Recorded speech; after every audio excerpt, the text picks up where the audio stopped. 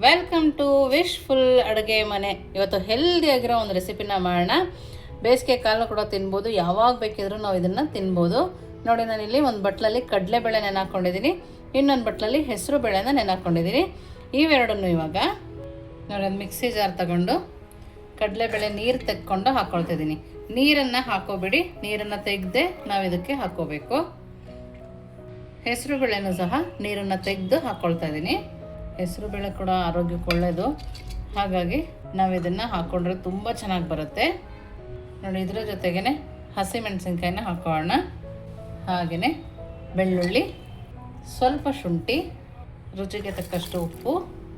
ನೋಡಿ, ಉಪ್ಪು ಹಾಕ್ಕೊಂಡಾಯ್ತಲ್ಲ, ಇಷ್ಟನ್ನು ನಾವು ಚೆನ್ನಾಗಿ ರುಬ್ಕೊಂಬರಬೇಕು. ಇದಕ್ಕೆ ಸ್ವಲ್ಪನೂ ನೀರನ್ನು ಹಾಕದೇ ಇರೋ ಥರ ನಾವು ಇದನ್ನು ಗ್ರೈಂಡ್ ಮಾಡ್ಕೊಂಡು ಬರೋಣ. ನೋಡ್ತಾ ಇದ್ದೀರಲ್ಲ, ಈ ಥರ ತರಿ ತರಿಯಾಗಿ ರುಬ್ಕೊಂಬರ್ಬೇಕು. ಇದನ್ನ ಇವಾಗ ಒಂದು ಪ್ಲೇಟಿಗೆ ಹಾಕೋಣ. ನೋಡಿ, ಪ್ಲೇಟಿಗೆ ಹಾಕ್ಕೊಳ್ತಾ ಇದ್ದೀನಿ. ತರಿ ತರಿಯಾಗಿರಬೇಕು, ಒಂದೊಂದು ಕಡಲೆಬೇಳೆ ಇದ್ರೂ ನಡೆಯುತ್ತೆ. ನೋಡಿ, ಇವಾಗ ಇದನ್ನು ಪಕ್ಕಕ್ಕೆ ಎತ್ತಿಟ್ಕೊಳ್ಳೋಣ. ನೆಕ್ಸ್ಟ್ ಏನು ಮಾಡೋದು ನೋಡೋಣ ಬನ್ನಿ. ನೋಡಿ, ಇಲ್ಲಿ ಒಂದು ಬಾಣಲಿನ ತೊಗೊಂಡಿದ್ದೀವಲ್ಲ, ಇದಕ್ಕೆ ಒಂದು ಬೌಲ್ ಆಗುವಷ್ಟು ನೀರನ್ನು ಹಾಕೋಣ. ನಿಮಗೆ ಜಾಸ್ತಿ ಬೇಕಂದರೆ ಜಾಸ್ತಿ ಹಾಕೋಬೋದು. ನನಗಿಲ್ಲಿ ಒಂದು ಬೌಲ್ ಸಾಕಾಗುತ್ತೆ ಅಂತೇಳಿ ಒಂದು ಬೌಲಷ್ಟು ಹಾಕ್ಕೊಂಡಿದ್ದೀನಿ. ಇದಕ್ಕೇ ಸ್ವಲ್ಪ ಉಪ್ಪನ್ನು ಹಾಕ್ಕೊಳ್ತಾ ಇದ್ದೀನಿ, ಹಾಗೆಯೇ ಒಂದು ಅರ್ಧ ಸ್ಪೂನಷ್ಟು ತುಪ್ಪ. ನೋಡಿ, ಇಷ್ಟನ್ನು ಹಾಕಿ ಐ ಫ್ಲೇಮಲ್ಲಿ ಕುದಿಸ್ಕೊಳ್ಳೋಣ. ನೋಡಿ, ಇವಾಗ ನೀರು ಚೆನ್ನಾಗಿ ಕುದೀತಾ ಇದೆ. ಈ ಟೈಮಲ್ಲಿ ರಾಗಿ ಹಿಟ್ಟನ್ನು ಹಾಕೋಣ. ನೋಡಿ, ನಾನಿಲ್ಲಿ ಅರ್ಧ ಬೌಲ್ ಆಗೋಷ್ಟು ರಾಗಿ ಹಿಟ್ಟು ಹಾಕ್ಕೊಂಡಿದ್ದೀನಿ, ಹಾಗೆಯೇ ಒಂದು ಕಾಲು ಬೌಲ್ ಆಗುವಷ್ಟು ಅಕ್ಕಿ ಹಿಟ್ಟನ್ನು ಹಾಕ್ಕೊಳ್ತಾ ಇದ್ದೀನಿ. ನೋಡಿ, ಇಷ್ಟನ್ನು ಹಾಕಿ ಚೆನ್ನಾಗಿ ಕೈ ಆಡಿಸ್ಕೊಬೇಕು. ನಿಮಗೆ ಹಿಟ್ಟು ಇನ್ನು ಸ್ವಲ್ಪ ಬೇಕನ್ಸದೆ ರಾಗಿ ಹಿಟ್ಟನ್ನು ಹಾಕ್ಕೋಬೋದು. ನೋಡಿ, ಇದಕ್ಕೆ ಇನ್ನು ಸ್ವಲ್ಪ ಬೇಕನ್ನಿಸ್ತಾ ಇದೆಯಲ್ಲ, ಇವಾಗ ಸ್ವಲ್ಪ ರಾಗಿ ಹಿಟ್ಟನ್ನು ಹಾಕ್ಕೊಳ್ತಾ ಇದ್ದೀನಿ. ನಾವು ಇದನ್ನು ಬೇಯಿಸ್ಕೊಬೇಕಾದ್ರೆ ತುಂಬ ಚೆನ್ನಾಗಿ ಬೇಯಿಸ್ಕೊಬೇಕು. ಮೀಡಿಯಮ್ ಫ್ಲೇಮಲ್ಲಿಟ್ಟೆ ನಾವು ಇದನ್ನು ಬೇಯಿಸ್ಕೊಬೇಕು. ನೀವಿನ್ನೂ ನಮ್ಮ ವಾಟ್ಸಪ್ ಗ್ರೂಪಿಗೆ ಜಾಯಿನ್ ಆಗಿಲ್ಲ ಅಂದರೆ ವಿಶ್ಫುಲ್ ವಾಟ್ಸಪ್ ಗ್ರೂಪ್ಗೆ ಜಾಯಿನ್ ಆಗೋದನ್ನು ಮರಿಬೇಡಿ. ನಿಮ್ಗೆ ಹೊಸ ರೆಸಿಪಿಗಳು ಬೇಕಂದರೆ ಅಲ್ಲಿ ಕಮೆಂಟ್ ಮೂಲಕ ತಿಳಿಸ್ಬೋದು. ನೋಡಿ, ಮೀಡಿಯಮ್ ಫ್ಲೇಮಲ್ಲಿ ಇಟ್ಟಿದ್ದನ್ನು ಚೆನ್ನಾಗಿ ಗಂಟುಗಳನ್ನ ಹೊಡಿತಾ ಬೇಯಿಸ್ಕೊಳ್ತೀನಿ. ರಾಗಿ ಹಿಟ್ಟು ಆರೋಗ್ಯಕ್ಕೆ ಕೂಡ ಒಳ್ಳೆಯದಲ್ವಾ, ಡಿಫ್ರೆಂಟ್ ಕೂಡ ಇರುತ್ತೆ.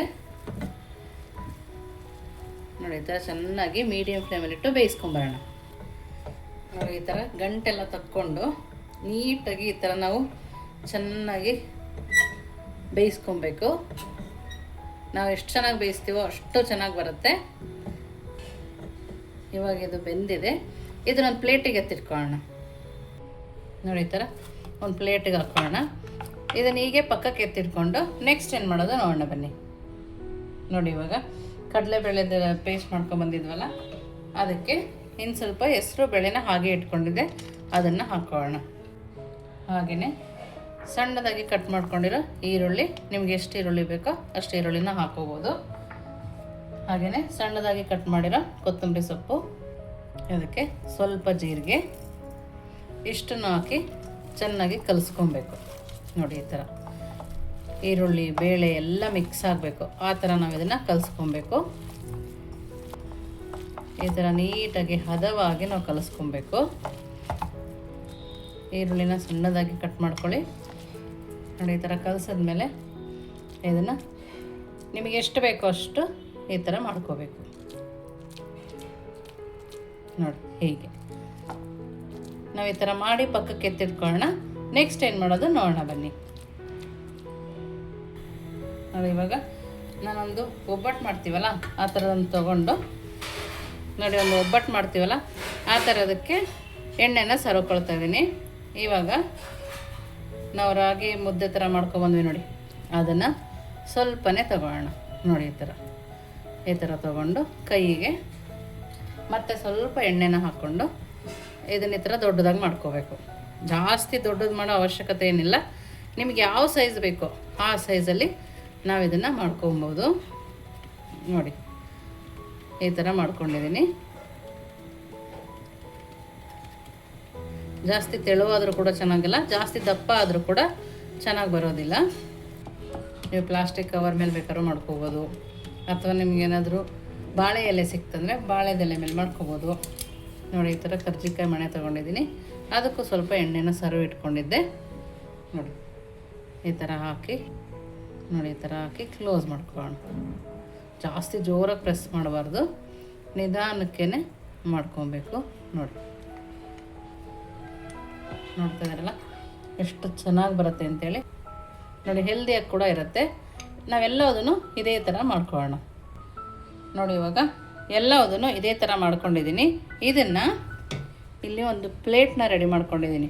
ನಾವು ಇಡ್ಲಿ ಪಾತ್ರೆಗೆ ಇಡ್ತೀವಲ್ಲ ಆ ಥರ ಪ್ಲೇಟ್. ನೀವು ಬೇಕಿದ್ರೆ ಈ ಥರ ಡೋಕ್ಲಾ ಎಲ್ಲ ಮಾಡ್ತೀವಿ ನೋಡಿ, ಆ ಥರ ಪ್ಲೇಟನ್ನು ತೊಗೋಬೋದು ನೋಡಿ. ಇದಕ್ಕೆ ಬಾಳೆದೆಲೆನ ಹಾಕ್ಕೊಂಡು ಅದಕ್ಕೆ ಸ್ವಲ್ಪ ಎಣ್ಣೆನ ಸವರ್ಕೊಂಡಿದ್ದೀನಿ ನೋಡಿ. ಇದಕ್ಕೆ ನೀಟಾಗಿ ಜೋಡಿಸ್ಕೊಳ್ಳೋಣ. ಈ ಥರ ಜೋಡಿಸ್ಕೋಬೇಕು. ನೀವು ಇಡ್ಲಿ ಪ್ಲೇಟಲ್ಲಿ ಮಾಡಿದ್ರೂ ತುಂಬ ಚೆನ್ನಾಗಿ ಬರುತ್ತೆ. ಇಡ್ಲಿ ಪ್ಲೇಟಲ್ಲಿ ಮಾಡಿದಾಗ ಇಡ್ಲಿ ಪ್ಲೇಟಿಗೆ ಸ್ವಲ್ಪ ಎಣ್ಣೆನ ಸವರ್ಕೊಬೇಕು. ನೀವು ಇದ್ರ ಮೇಲೆ ಕೂಡ ಇಟ್ಕೊಬೋದು. ನಾನು ಇಷ್ಟನ್ನೇ ಒಂದು ಸರಿ ಬೇಯಿಸ್ಕೊಳ್ತೀನಿ. ನಾನು ಮೊದಲಿಗೆ ಇಡ್ಲಿ ಕುಕ್ಕರಲ್ಲಿ ನೀರನ್ನ ಬಿಸಿ ಹಾಕಿಟ್ಕೊಂಡಿದ್ದೆ ನೋಡಿ. ನೀರನ್ನ ಬಿಸಿ ಹಾಕಿಟ್ಕೊಂಡಿದ್ನಲ್ಲ, ನೀರು ಬಿಸಿಯಾಗಿದೆ. ಇವಾಗ ಇದರೊಳಗಡೆ ಇದನ್ನು ಇಟ್ಕೊಳ್ಳೋಣ. ಇವಾಗ ಬೇಕಾದ್ರೆ ನೀವು ಒಂದು ಇಡ್ಲಿ ಪ್ಲೇಟನ್ನು ಕೂಡ ಇದ್ರ ಮೇಲೆ ಇಟ್ಕೋಬೋದು. ನಾನು ಇವಾಗ ಇದೇ ಥರ ಬೇಯಿಸ್ಕೊಳ್ತಾ ಇದ್ದೀನಿ. ಇದು ಚೆನ್ನಾಗಿ ಬೇಯಬೇಕು. 5 ರಿಂದ 10 ನಿಮಿಷ ಮೀಡಿಯಂ ಫ್ಲೇಮಲ್ಲಿ ಇಟ್ಟು ಬೇಯಿಸ್ಕೊಳ್ಳೋಣ ನೋಡಿ. ಇವಾಗ 10 ನಿಮಿಷ ಆಗಿದೆ ನೋಡಿ. ಚೆನ್ನಾಗಿ ಬೆಂದಿದೆಲ್ಲ ನೋಡಿ, ಎಷ್ಟು ಚೆನ್ನಾಗಿ ಬೆಂದಿದೆ. ಒಂದು ಕಡೆನೂ ಒಡೆದಿಲ್ಲ, ಅಷ್ಟು ನೀಟಾಗಿ ಬೆಂದಿದೆ. ಇವಾಗ ಸ್ಟವನ್ನು ಆಫ್ ಮಾಡಿಕೊಂಡು ಇದು ತಣ್ಣಗಾದ್ಮೇಲೆ ನಾವು ಇದನ್ನು ಎತ್ತಿಟ್ಕೋಬೇಕು ನೋಡಿ. ಇವಾಗ ತಣ್ಣಗಾದ್ಮೇಲೆ ಎಷ್ಟು ಚೆನ್ನಾಗಿ ಬರುತ್ತೆ ನೋಡಿ. ನೀಟಾಗಿ ಈ ಥರ ಬಿಡಿಸ್ಕೊಳುತ್ತೆ ಎಲ್ಲದನ್ನು ಅಷ್ಟೇ ನೋಡಿ. ಈ ಥರ ನೀವು ಬರೀ ಪ್ಲೇಟಿಗೆ ಎಣ್ಣೆ ಹಾಕಿ ಕೂಡ ಮಾಡ್ಕೋಬೋದು ನೋಡಿ. ಈ ಥರ ನಿಧಾನಕ್ಕೆ ಬಿಡಿಸ್ಕೊಂಡ್ರೆ ಬರುತ್ತೆ ನೋಡಿ. ಒಂದು ಕಡೆನೂ ಒಡೆದ ಹತ್ರ ಆಗಲಿ ಯಾವ ಥರ ಬಂದಿಲ್ಲ ನೋಡಿ, ಎಷ್ಟು ಚೆನ್ನಾಗಿ ಬಂದಿದೆ ಅಂತೇಳಿ. ಇವಾಗ ಇದನ್ನು ಚಟ್ನಿ ಜೊತೆ ಯಾವ ಥರ ತಿನ್ನೋದು ನೋಡೋಣ ಬನ್ನಿ ನೋಡಿ. ಬಿಸಿ ಬಿಸಿ ರಾಗಿ ಕಡುಬು ರೆಡಿ ಇದೆ. ಚಟ್ನಿ ಜೊತೆಗಂತೂ ಸೂಪರಾಗಿರುತ್ತೆ ನೋಡಿ. ಮೇಲೆ ಲೇಯರ್ ಕೂಡ ಎಷ್ಟು ಚೆನ್ನಾಗಿ ಬಂದಿದೆ ನೋಡಿ. ಒಳಗಡೆ ಕೂಡ ತುಂಬಾ ಚೆನ್ನಾಗಿದೆ. ನಾವು ಒಂದು ಸ್ವಲ್ಪನೇ ಎಣ್ಣೆ ಬಳಸಿದ್ದೀವಿ, 1 ಸ್ಪೂನ್ ಆಗೋಷ್ಟು ಅಷ್ಟೇ. ಶುಗರ್ ಇರೋರಿಗೆ ಕೂಡ ತುಂಬ ಒಳ್ಳೆಯದು. ನಾವು ಅಕ್ಕಿಯಲ್ಲಿ ಮಾಡೋದಕ್ಕಿಂತನೂ ಕೂಡ ತುಂಬ ಟೇಸ್ಟಿಯಾಗಿದೆ. ಖಂಡಿತವಾಗೂ ನೀವು ಒಂದ್ಸರಿ ಮಾಡಿ ಹೇಗೆ ಬಂತು ಅಂತ ವಿಶ್ಫುಲ್ ಅಡುಗೆ ಮನೆಗೆ ಕಮೆಂಟ್ ಮೂಲಕ ತಿಳಿಸೋದನ್ನು ಮರಿಬೇಡಿ. ನೀವಿನ್ನೂ ನಮ್ಮ ಚಾನಲ್ ಲೈಕ್ ಮಾಡಿಲ್ಲ, ಲೈಕ್ ಮಾಡಿ, ಶೇರ್ ಮಾಡಿ, ಸಬ್ಸ್ಕ್ರೈಬ್ ಮಾಡಿ. ವಿಶ್ಫುಲ್ ಅಡುಗೆ ಮನೆಗೆ ಥ್ಯಾಂಕ್ ಯು.